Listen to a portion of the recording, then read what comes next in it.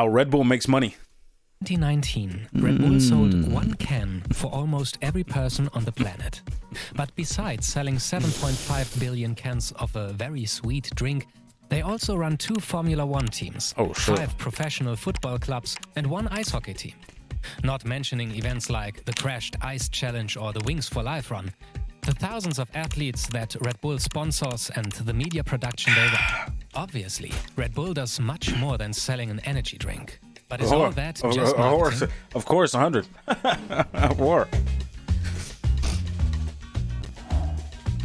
In the summer of 1982, the Austrian businessman Dietrich Mateschitz found himself suffering from jet lag during a business trip to Thailand. He tried a local drink called Krating Deng, which improved his jet lag substantially. Krating Deng can be translated to red gaur, a gaur being a huge bison from Southeast Asia. So it basically means Red Bull. Inspired by the magical qualities of the product, Mateschitz decided to bring the product home in the format of a brand new product category, the energy drink. Oh, shit. He pitched his idea several times to Western investors, but got turned down because they didn't see a market for the product outside of Asia. Mateschitz was well aware that there was no market at the time, so he decided to create one. Right. He was so convinced of his product that he invested $500,000 himself. He then teamed up with the boss of the Krating Deng manufacturer, who also invested $500,000 for the other half of the company. Next, Mateschitz adapted the formula and flavor for the European market and successfully launched the product in Austria in 1987. Because the drink was initially banned in Germany, Red Bull profited from the reputation as an outlaw brand. Many young Germans would cross the border to Austria to buy the banned energy drink, and Red Bull sold over 1 million cans in their first year. That was lit, though. From Austria, it quickly spread across Europe, first to Slovakia and Hungary in 1992, and then to Germany and the UK in 1994. When they entered the US market 3 years later, Red Bull was selling over 1 million cans every day.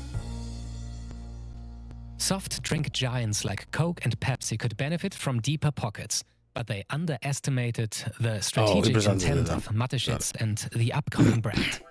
He created a new species of corporation that focuses only on the downstream activities of the value chain, while outsourcing operations such as production and logistics. That means that Red Bull itself is actually not producing the drink. Production and filling of the cans is completely outsourced. Makes sense. So Red Bull can fully commit its resources to This was selling early the on, drink. too, which is perfect. Looking at the profit margin, that pays off. One of Red Bull's secrets to success is that they can charge a much higher price than their competitors. Red Bull makes each can for approximately 9 cents. The suggested retail price for a can is $3.59. The biggest customers like Walmart and big grocery stores pay between $44 and $48 US per case of 24 cans. That means $1.87 per can, which is more than 20 times the cost of production. To create a market for his product, Mateschitz first focused on the club scene. It's really hard to imagine a student party without several packs of Red Bull on hand, since the company actively made use of student brand managers. Brand managers were popular university students encouraged to promote Red Bull on university campuses and to throw parties at different locations, supplied entirely by Red Bull. Volkswagen Beetles with larger-than-life Red Bull cans strapped to their backs showed up at beaches, at colleges, gyms, and even office buildings with free samples.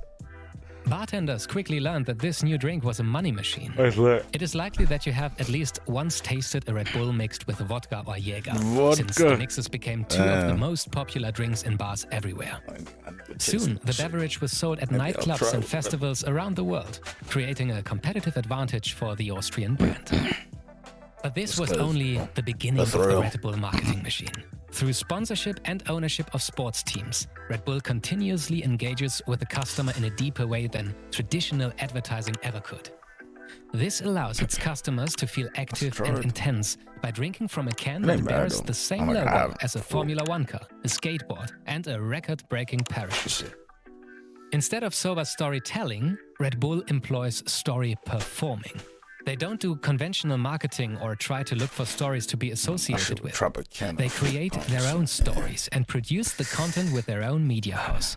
That means they hold the rights to all pictures of the events, With social media, this results in viral communication effects that drastically improve the return on marketing.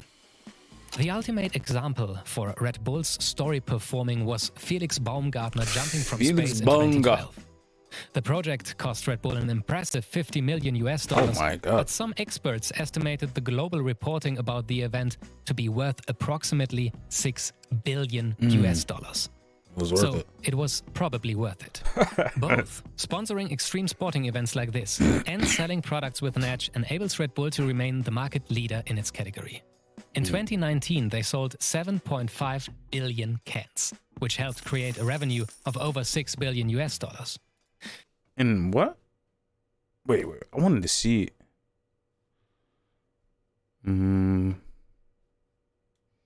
What does this guy do? I forgot. He was doing. What does he do? I wonder if he was he doing a sport? I don't really know actually. It helped his jet lag. Which helped create a revenue of over $6 billion. Wait. I'm confused.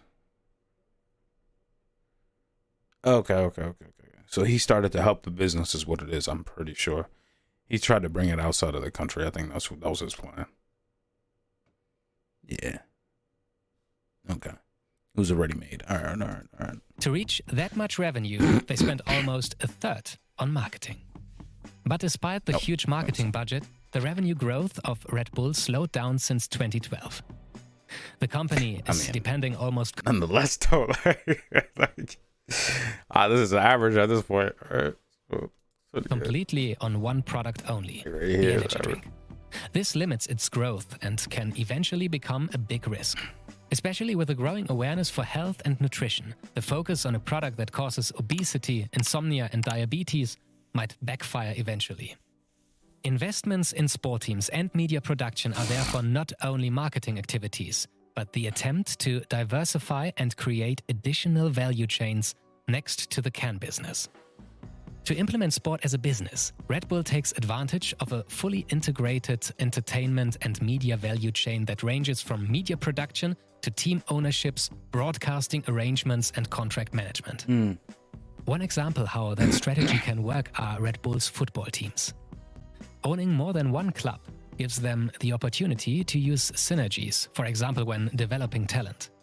A player can potentially start his career in Brazil, move to Europe to play in the smaller Austrian league for Salzburg, and eventually join Red Bull Leipzig when he is ready to play in the Champions League. At the end of his career, he might move to the New York Bulls to spend the last years in the Major League Soccer.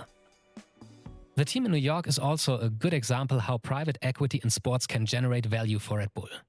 They purchased the team for an estimated $25 million in 2006. According to Forbes, the team is now worth $290 million. Okay. So Red Bull was able to tenfold their investment. And with the US soccer market on the rise, the price for a franchise in New York City will most likely soar in the future. I'm assuming that how does having a team like what do you really pay for when you own a team, you know? You're just paying them, right? I guess. Maybe they're just not getting paid what I think they're getting paid, right? Unless maybe certain people are. Maybe that's what it is. And then some are not, but I mean, they're in the league regardless. Nevertheless, the overwhelming revenue driver to this day remains beverage sales, representing approximately 97% of the total earnings. Red Bull mentions what if somebody ain't getting paid that much starts performing?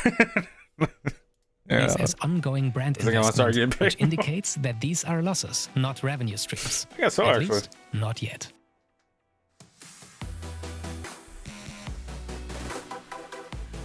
That was cool. Red Bull gives you wings.